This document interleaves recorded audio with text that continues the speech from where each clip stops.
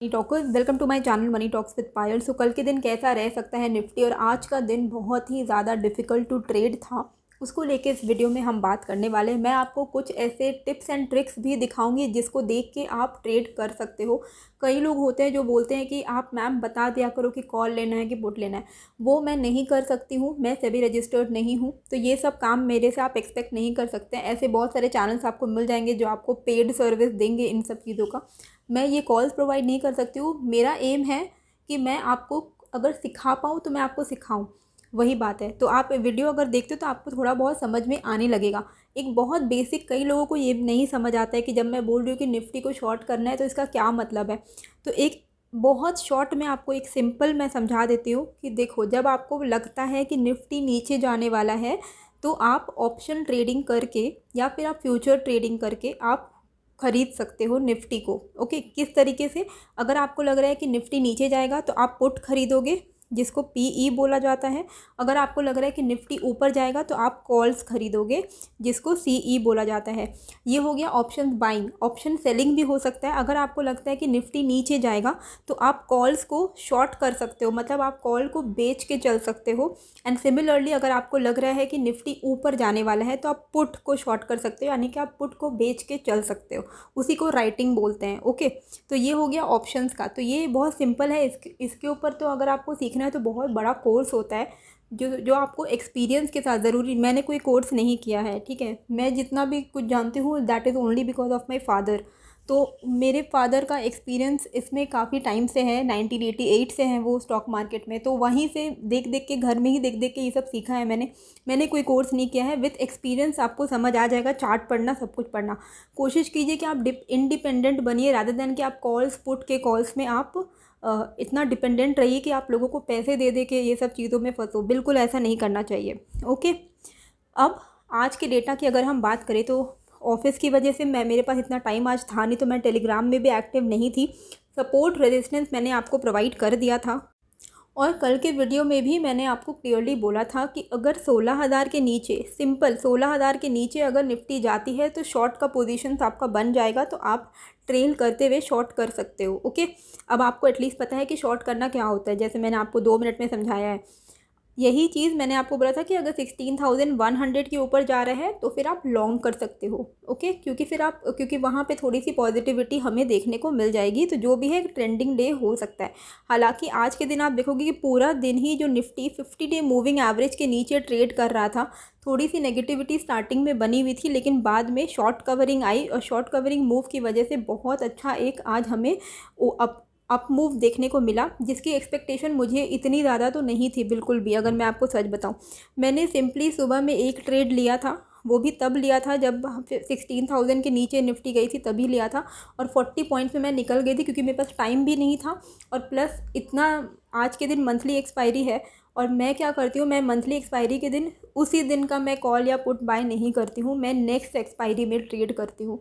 मेरे पास इतना टाइम नहीं था, जिस वजह से मैं इतना ज़्यादा अपडेटेड नहीं थी, तो टेलीग्राम में भी आपको उतना अपडेट मैं नहीं कर पाई। एक चीज़ आप हमेशा ध्यान रखिएगा कि अपने चार्ट में आप 50 डे मूविंग एवरेज ज़रूर से बैठाइएगा। 50 day most of the time आप ये चीज़ आप नोटिस करना कि जब 50 डे मूविंग एवरेज के नीचे निफ्टी है तो जनरली वो डाउन ट्रेंड ही होता है। एंड 50 डे मूविंग एवरेज के ऊपर अगर वो सस्टेन करने लगती है तो आपको एक अप मूव मिल जाता है। आज की क्लोजिंग 50 डे मूविंग एवरेज के ऊपर हुई है, जो कि एक पॉजिटिव बात है। ओके, और एक चीज़ हम देखें, एंड में आते आते ये जो शॉर्ट कवरिंग हुई, तब आप एक चीज़ देखना कि विक्स है, विक्स को लेके हमने परसों तरसों बात भी किया था।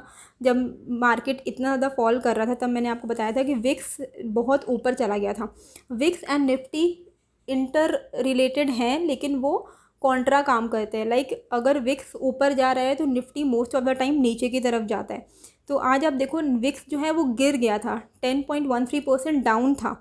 तो ये एक पॉजिटिव साइन था फॉर द निफ्टी। एंड साथ ही स्टार्टिंग में क्या था, फ्यूचर एंड निफ्टी में काफ़ी डिफरेंस था। फ्यूचर जो है वो डिस्काउंटेड चल रहा था, तो जिसका चांसेस था कि निफ्टी और नीचे जाएगा। लेकिन बाद में धीरे धीरे करते हुए दोनों एक लेवल्स पे आ गए। तो एक लेवल पे आना भी एक पॉजिटिव साइन होती है। Usually future, Nifty future Nifty के आसपास होने चाहिए या फिर उसके प्रीमियम में होने चाहिए। अगर निफ्टी फ्यूचर डिस्काउंटेड चल रहा है, सपोज निफ्टी चल रहा है 16,170 और निफ्टी फ्यूचर चल रहा है 16,150, तो समझो कि मार्केट के नीचे जाने के ही चांसेस हैं। तो ये चीज़ मैंने बहुत बार ऐसा नोटिस किया है, तो वही मैं आपके साथ यहाँ पे शेयर कर रही हूँ। और जब आप ट्रेड करते हो तो आप देखो फ्यूचर के चार्ट में ना आप वी वैप करके एक इंडिकेटर होता है, वी वैप, ओके, ये इंडिकेटर आप फ्यूचर के चार्ट पे यूज़ कर सकते हो। तो जब आप देखोगे कि वी वैप के ऊपर और 50 डे मूविंग एवरेज इन दोनों के ही ऊपर अगर निफ्टी का फ्यूचर का चार्ट ट्रेड कर रहा है, तो वहाँ पे आप अगर आप निफ्टी में ट्रेड करते हो तो वहाँ पे भी आपको एक अच्छा ट्रेड मिल जाएगा, क्योंकि Nifty future and Nifty basically same he chart आपको देखने को मिलेगा। तो आप यहाँ पे देखो निफ्टी का फ्यूचर का चार्ट में आप ये रेड कलर का जो इंडिकेटर है वो वी वैप है, ग्रीन कलर का 50 डे मूविंग एवरेज है। इसके ऊपर ट्रेड करने से कितना अच्छा एक लॉन्ग साइड मूव हमें देखने को मिला। तो ये सब इंडिकेटर आप यूज़ कर सकते हो ताकि आपको समझ में आए कि क्या करना है। बाकी कल के लिए अगर हम देखें तो कल के लिए देखो 16,063 जो कि 50 डे मूविंग एवरेज है, मान के चलो 16,070, ओके। इसके नीचे अगर सस्टेन करता है निफ्टी तो नीचे का ट्रेड हम ले सकते हैं, शॉर्ट साइड ट्रेड ले सकते हैं। और ऊपर के लेवल पे अगर 16,150 के ऊपर ट्रेड करने लग जाता है निफ्टी, तो फिर हम लॉन्ग साइड का सोचेंगे, हम लॉन्ग साइड का ट्रेड लेंगे। तो पहला टारगेट होगा 16,200 का, ओके। भले आपको 40-50 ही मिले पर उसको बुक करते रहेगा। जैसे आज के दिन भी आपको ये लेसन मिला होगा कि अगर आपने बुक नहीं किया होगा तो आपका सारा स्टॉप लॉस हिट हो गया होगा। प्रॉफिटेबल होने के बाद भी कई लोगों ने आज के दिन लॉस बुक किया है। क्यों? क्योंकि उन्होंने टाइम पे प्रॉफिट बुकिंग नहीं की। तो टाइम पे प्रॉफिट बुकिंग करना काफ़ी ज़्यादा इंपॉर्टेंट होता है। तो अभी जिस तरीके का वोलेटिलिटी चल रहा है वैसे मार्केट में बेटर है कि आप 40-50 पॉइंट्स के ट्रेड आपको जैसे ही मिल जाते हैं आप बुक कर लीजिए एक बार के लिए। उसके बाद आप फ्रेश एंट्री लेके फ्रेश ट्रेड आप सेटअप करिए। तो फिलहाल 16,070 के नीचे शॉर्ट है, 16,150 के ऊपर लॉन्ग है। हर 40-50 पॉइंट्स तक आप ट्रेल करते रह सकते हो देखने के लिए कि आपको कितना आगे जाके पॉइंट्स मिल रहा है, ओके। ओवरऑल जो ब्रॉडर रेंज है अभी फ़िलहाल मेरा जो पर्सपेक्टिव है निफ्टी को लेके वो रेंज बाउंड है, वो आप भी देख पा रहे हो कि हम एक्चुअली डोल रहे हैं दो लेवल्स के बीच में। तो देर आर हाई चांसेस कि 16,400 तो हम टच करेंगे। ये मुझे लगता है कि आने वाले एक हफ्ते में एटलीस्ट ये लेवल हम फिर से एक बार टेस्ट करेंगे। ये एक इम्पॉर्टेंट रेजिस्टेंस है। इसके ऊपर अगर हम निकल जाते हैं, इसके ऊपर की क्लोजिंग हमें मिल जाती है और एक फॉलोअप ग्रीन कैंडल भी मिल जाता है, तो देर आर चांसेस कि एक अप ट्रेंड वापस से आएगा, ओके। लेकिन अगर इसके नीचे जब तक हम हैं तो फ़िलहाल अभी रेंज बाउंड और न्यूट्रल पर्सपेक्टिव लेके ही अभी आप चलिए। और नीचे के लेवल पे 15,744 के नीचे अगर क्लोजिंग मिल जाती है तो नीचे का डाउन ट्रेंड और बेयर मार्केट भी शुरू होने के चांसेस है। तो अभी फ़िलहाल ये दो लेवल जो हैं ये इसके ही बीच में निफ्टी है, तो रेंज बाउंड मार्केट है। तो अभी आपका जो आउटलुक है वो आपको बायस्ड नहीं रखना है, क्योंकि अगर आप ट्रेडर हो तो आपको दोनों साइड के ट्रेड मिलेंगे। तो बुल बेयर कुछ नहीं होता है, जिस साइड में you have to go with the trend, just follow this, okay.